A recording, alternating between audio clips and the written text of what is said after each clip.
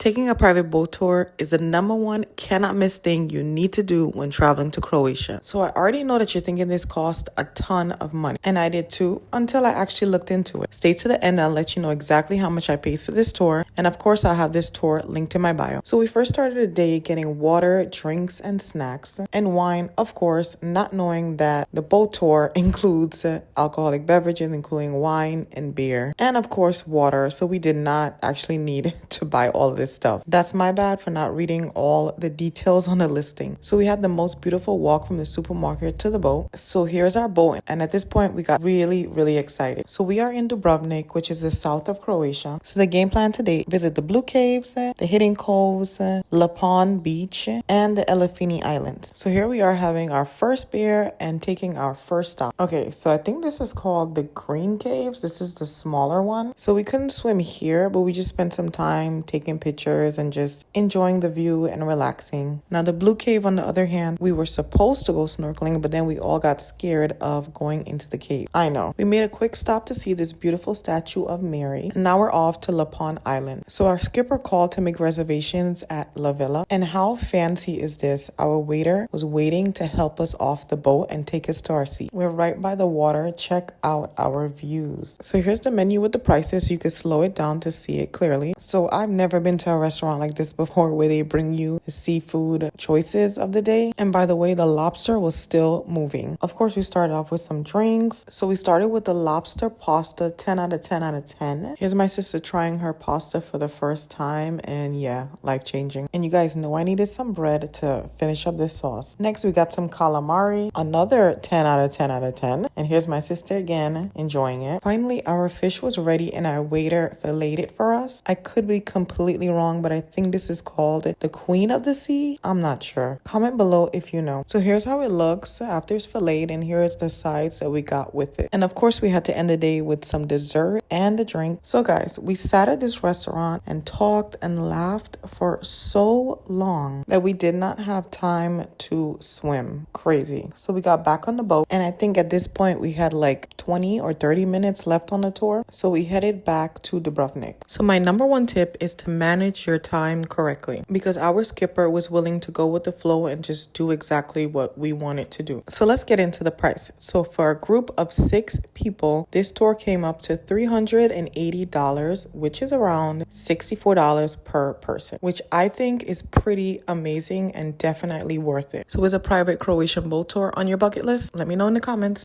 Thanks for watching.